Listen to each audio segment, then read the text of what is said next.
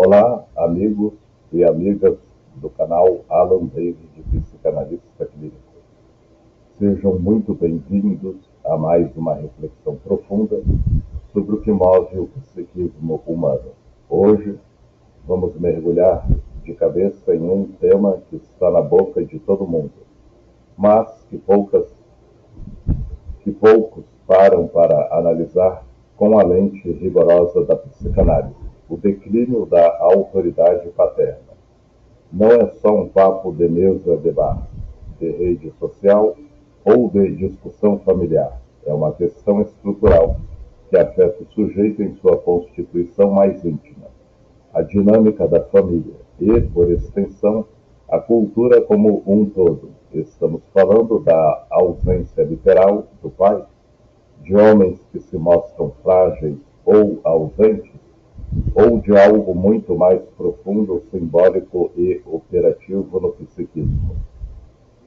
Como psicanalista clínico, com anos de escuta atenta no setting analítico, vejo isso se manifestar todos os dias no divã. E a psicanálise de Freud a Lacan e aos pensadores contemporâneos nos oferece ferramentas poderosas para compreender: o pai não é uma pessoa, não é apenas uma pessoa de carne e osso. O pai é uma função simbólica que, quando vacila ou declina, deixa marcas profundas no desejo, na angústia, na capacidade de suportar a falta e, consequentemente, na sociedade. Vamos nessa. Vou desenvolver o tema de forma longa e detalhada, passo a passo, com as bases teóricas clássicas, as atualizações contemporâneas e ecos da clínica atual. Prepare-se, vamos longe. O pai como função além da pessoa real. Na psicanálise, o pai nunca foi reduzido ao pai biológico ou ao cuidador cotidiano. Freud já nos alertava em Totem e Tabu de 1913.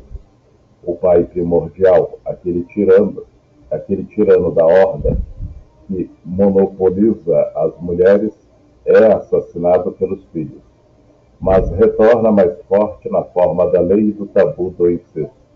O pai morto é mais poderoso que o vivo. Ele funda a cultura pela culpa e pela interdição. Não tudo é permitido. Sem essa interdição, o desejo não se organiza. O sujeito fica preso à ilusão da completude. Lacan radicaliza isso no conceito do nome do pai, um significante que opera como metáfora paterna. No seminário quinto, As Formações do Inconsciente, Lacan explica: o nome do pai substitui o desejo enigmático da mãe, cortando a fusão imaginária mãe-criança e introduzindo o sujeito no campo da linguagem, da lei e da castração simbólica. É o não tudo que cria falta e, portanto, desejo. Quando essa função declina, não necessariamente por foraclusão psicótica, que Lacan reserva para a psicose, mas por enfraquecimento difuso na contemporaneidade, o sujeito perde mediação simbólica. Não é ausência física em massa, é um pai simbólico que não sustenta mais como operador de limite. Lacan já advertia: a carência do pai não está no papel familiar, mas no fracasso da metáfora paterna em articular gozo e significante. A contemporaneidade da sociedade disciplinar, a do desempenho. Pensadores atuais diagnosticam esse declínio como parte de uma mutação social maior. Byung-Chul Han, em Sociedade do Cansaço, de 2010, e Sociedade do Desempenho, de 2010, descreve a transição. Saímos da sociedade disciplinar Foucaultiana, do não pode, da repressão externa, para a sociedade do desempenho, do pode tudo, da autoexploração. O imperativo não é mais obedeça, seja produtivo, realize-se, seja feliz, performe. Han argumenta que o sujeito se torna empresário de si mesmo. O poder é imanente, neural, exaustivo. Não há mais um outro externo que proíbe. O supereu vira tirania interna. Seja melhor, produza mais, não fracasse. Essa positividade excessiva gera cansaço, burnout, depressão. Não por repressão, mas por excesso de estímulo e autoexigência. O declínio da autoridade paterna externa, o não do pai, abre espaço para esse supereu cruel e infinito. Slavoj Zizek complementa: no colapso do grande outro, a autoridade simbólica, surge uma nova culpa e ansiedade. O supereu contemporâneo não reprime o gozo, ele ordena gozar, mas de forma impossível, gerando esgotamento. Zizek liga isso ao declínio da eficiência simbólica. Sem o pai como mediador, o sujeito fica exposto ao real sem véu. No Brasil, Contardo Caligares, em Hello Brasil, de 1991, relançado em 2017, fala do déficit paterno na nossa cultura. Um pai que, historicamente, não se impõe como lei, herança do colonialismo e da escravidão, gerando cinismo perante a autoridade. O brasileiro ri da lei porque o pai nunca foi plenamente lei. Isso se agrava hoje com a parentalidade igualitária que dilui diferenças entre funções materna e paterna. Efeitos psíquicos, novos sintomas e o supereu devorador.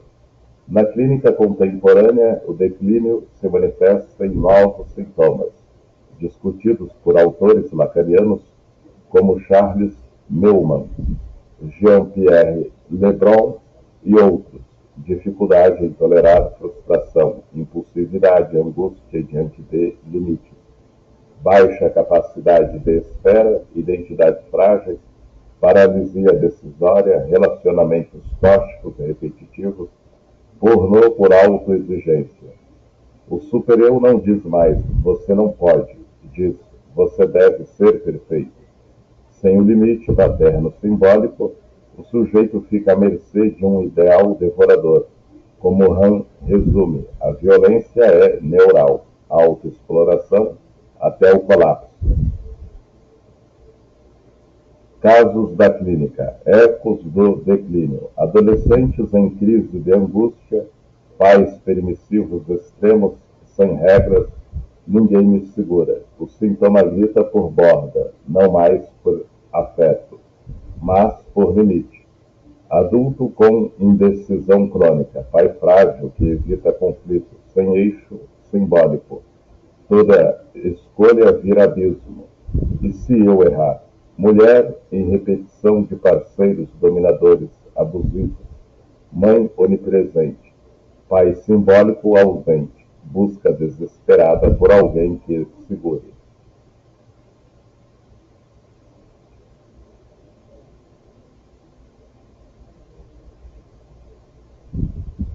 Homem em Borno. Eu sou meu pior chefe. Supereu tirânico, sem o não externo que modere. Esses casos mostram que o sofrimento não vem de repressão excessiva, mas de indeterminação e excesso de positividade. Diferenças cruciais. A autoridade não é autoritarismo. Importante distinguir, como Hannah Arendt, entre o passado e o futuro. A autoridade é transmissão entre gerações, sustentação de continuidade, não opressão, limite, violência, função paterna, machismo ou patriarcado abusivo. A crítica legítima ao patriarcado não deve abolir a função simbólica do limite. Isso seria jogar fora a estrutura que permite o desejo. Sem limite não há desejo. O declínio da autoridade paterna não é só a ausência do pai físico. É enfraquecimento da função que introduz lei, limite, falta, transgressão e referência simbólica. Sem isso não há desejo estruturado, só angústia, gozo invasivo ou esgotamento. A psicanálise não clama por retorno ao patriarcado opressor. Ela reconhece que o sujeito precisa de estrutura para se constituir. Como eu costumo dizer, inspirado em Lacan, Han e Arendt, quando a autoridade simbólica desaparece, não nasce a liberdade, nasce a angústia. E você? Já sentiu esse vazio de limite na sua vida ou na vida de alguém próximo? Conte nos comentários. Qual o maior desafio da autoridade paterna que você observa hoje na sociedade brasileira?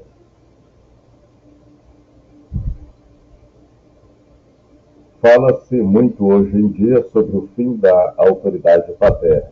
O que a psicanálise realmente tem a dizer? Fala-se muito hoje em dia sobre o fim da autoridade paterna. Pais que não impõem limites, filhos que desafiam tudo como se o mundo fosse um playground, sem regras. Uma cultura que iguala qualquer hierarquia à opressão pura e simples, como se a autoridade fosse sinônimo de violência ou machismo retrógrado. Nas redes sociais, nos consultórios, nas famílias, o papo é recorrente. O pai de hoje é fraco, não tem mais respeito. A sociedade está sem freio. Mas, do ponto de vista psicanalítico, o que isso realmente quer dizer? Não é um mero lamento conservador, nem uma nostalgia por tempos mais rígidos. É uma questão profunda que toca o cerne da constituição subjetiva. Não é só a ausência do pai física, embora isso exista, em muitos casos, seja dramático. Muitos pais estão presentes, fisicamente ali, pagando contas, levando para a escola, mas a função simbólica deles enfraquece.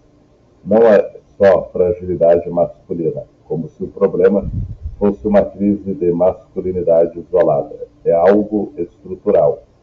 A erosão de um significante que organiza o desejo e introduz a lei no psiquismo.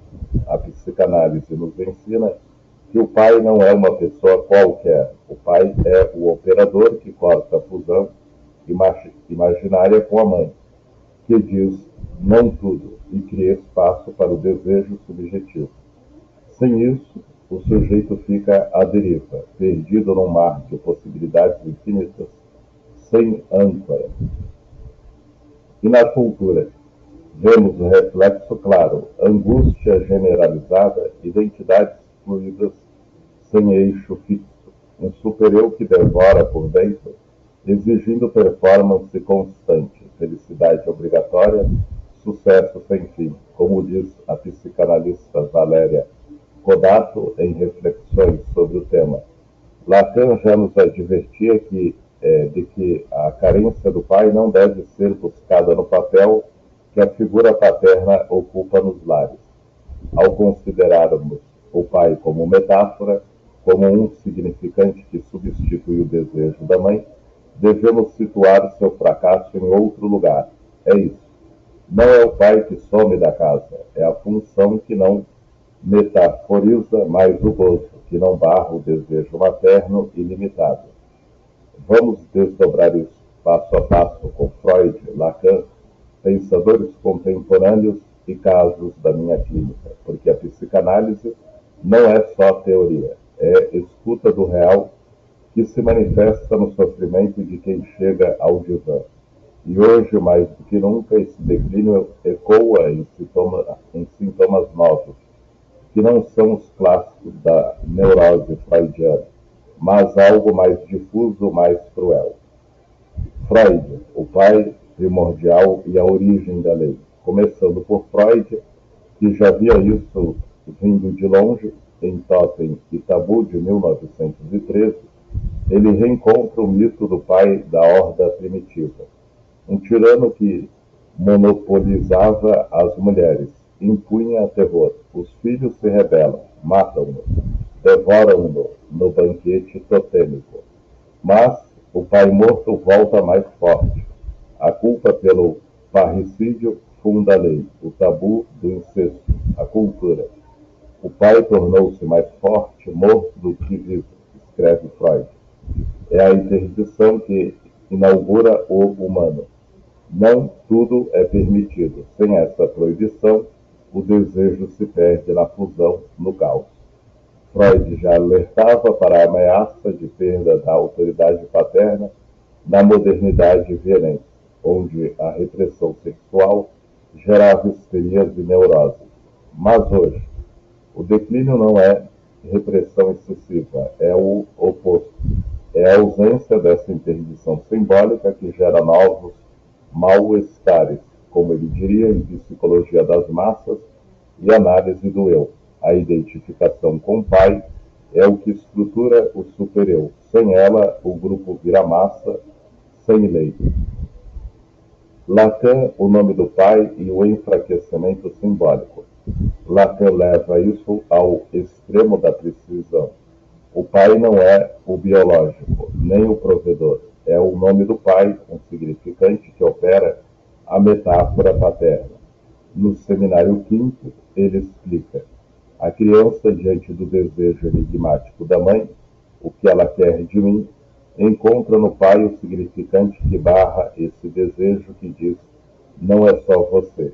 É a castração simbólica, não tudo. Isso corta a ilusão de completude imaginária e lança o sujeito na linguagem, na lei, no desejo estruturado pela falta.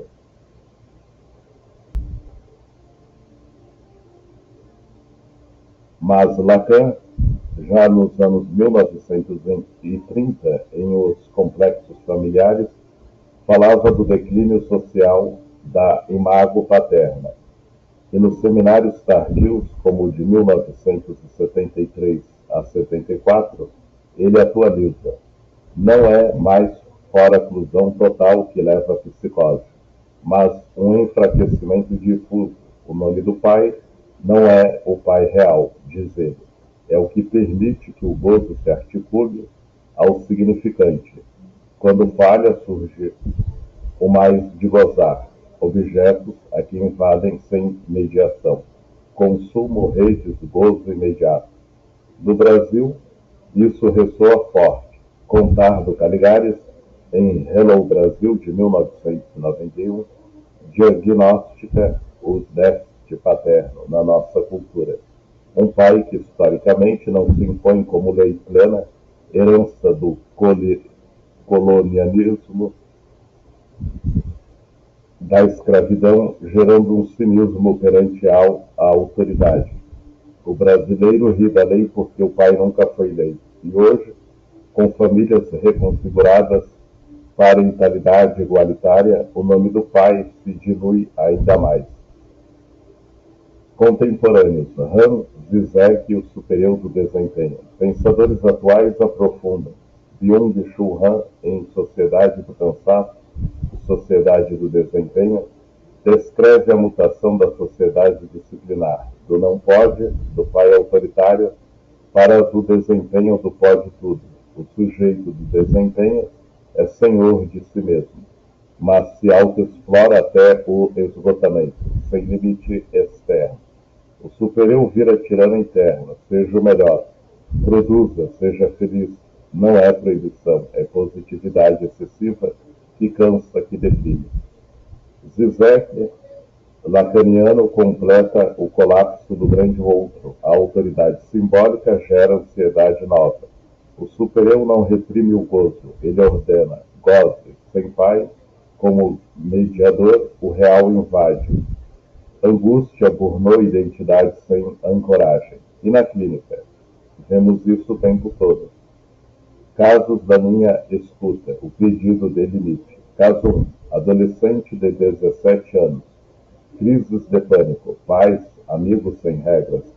Tudo conversando. Ele chega: eu faço o que quero, mas sinto que vou me perder. Ninguém me para. Os sintomas: um grito por borda. Não falta afeto, falta o não que estrutura. Caso 2. Mulher de 32 anos. Relacionamentos instáveis.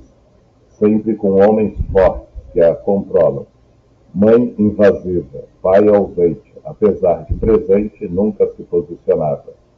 Preciso de alguém que me segure. Aqui a metáfora paterna não cortou o desejo materno.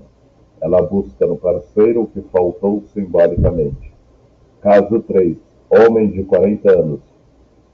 Workaholic, em Bordeaux.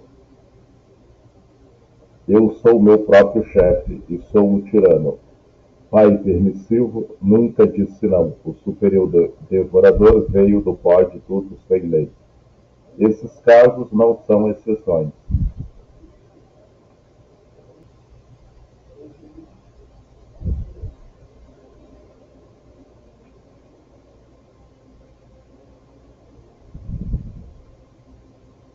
São o espelho da cultura, dificuldade em frustrar, em esperar, em construir eixo. Como diz um artigo recente na Ágora, os novos sintomas encontram-se ligados ao declínio da função paterna. Não é psicose em massa, mas sujeitos expostos ao gozo sem véu. Por que isso importa? Porque o declínio não é o fim da autoridade.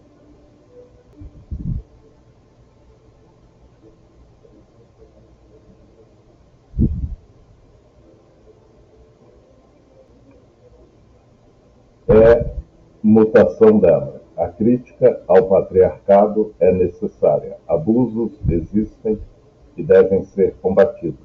Mas abolir a função simbólica, isso é jogar fora o que permite o desejo, a falta, a lei, a transmissão. Como Arendt diria, autoridade é continuidade entre gerações, não opressão. Vamos continuar desdobrando no próximo passo. Mergulhamos mais fundo em Freud e Lacan com os mitos e as metáforas, porque entender isso é o primeiro passo para reconstruir na clínica e na vida um pai que não seja tirano, mas estrutura. O que você acha? Já viu isso na sua família ou na sociedade? Deixe nos comentários. Freud, o pai como operador da lei. Começamos com o pai da psicanálise, Sigmund Freud, em Totem e Tabu de 1913.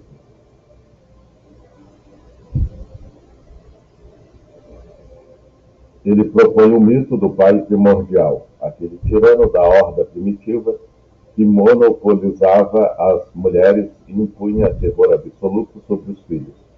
Os irmãos, expulsos e frustrados, unem-se um dia, matam o pai e, selvagens como eram, devoram-no no banquete totêmico. Esse ato de parricídio e canibalismo não é o fim da história, é o começo da cultura. Mas, atenção, o pai morto é mais forte que o vivo, como Freud escreve explicitamente. O pai morto tornou-se mais forte do que o fora vivo. Freud, 1913, 1996, página 146, na edição brasileira padrão. A culpa pelo crime, o remorso filial transforma o pai assassinado em algo eterno e invencível. Os filhos, para aplacar essa culpa avassaladora, criaram dois tabus fundamentais: não matar o tótem, que substitui o pai, e não ter relações sexuais com mulheres do mesmo clã. Proibição do incesto. O tótem, o animal sagrado, encarna o pai proibido, e o tabu do incesto inaugura a cultura humana propriamente dita. O pai, para Freud, representa limite, interdição, introdução da lei. É ele que impõe, o não tudo é permitido. Sem essa interdição primordial, o desejo não encontra barreira. Fica preso na ilusão de completude, no gozo sem falta. O desejo se organiza precisamente pela falta, e o pai é o operador que a introduz, que barra o acesso ilimitado ao objeto do desejo, a mãe às mulheres da horda. Essa castração simbólica primitiva é o que permite a passagem da natureza para a cultura, do instinto para a lei. Freud liga isso diretamente ao complexo de Édipo. Os dois tabus totêmicos correspondem aos dois desejos reprimidos da criança: matar o pai e possuir a mãe. O totemismo e o tabu são, portanto, o retorno filogenético do Édipo ontogenético. Toda sociedade, toda religião, toda moral nasce dessa culpa coletiva pelo parricídio fundador. Na minha prática clínica, vejo ecos claros e perturbadores disso.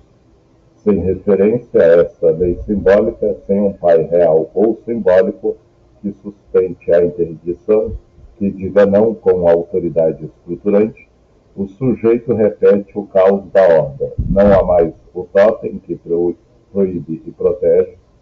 Há um vazio onde o desejo circula sem freio, virando angústia, impulsividade ou autoexigência cruel. Pense nos casos que atendo. Adolescentes que fazem o que querem, mas vivem em pânico constante porque nada os segura, como se o totem tivesse desaparecido e o banquete totêmico nunca tivesse acontecido para criar lei. Ou adultos que evitam qualquer posição de autoridade, repetindo o assassinato simbólico do pai frágil que nunca se impõe. Ou ainda aqueles que se submetem a superiores tirânicos internos, como se a culpa pelo pai morto, a autoridade ausente os punisse por dentro, sem nunca permitir o luto ou a herança simbólica. Freud já via isso na Viena de início do século XX, onde a autoridade paterna começava a vacilar com as mudanças sociais. Mas, hoje, no Brasil e no mundo, o eco é mais amplo. O declínio da função paterna não gera liberdade, gera desorientação, repetição compulsiva do parricídio, sem resolução. Sem o pai morto, que se torna lei, o sujeito fica preso na horda, sem totem, sem tabu, sem cultura propriamente dita. Esse mito freudiano não é literal, é um mito científico, como o próprio Freud o chamou depois. Serve para explicar onde a lei vem, não de um Deus externo, mas da culpa interna pelo desejo parricida. E é exatamente aí que o pai se torna operador da lei. Morto, ele reina. Vivo e fraco, ele deixa o campo aberto para o caos. Vamos seguir para Lacan, que pega esse pai morto freudiano e o transforma em significante puro. O nome do pai. Mas antes, reflita. Você já sentiu na sua vida ou na vida de alguém próximo essa ausência de pai morto que sustenta a lei? Deixe nos comentários. Continuamos no próximo segmento.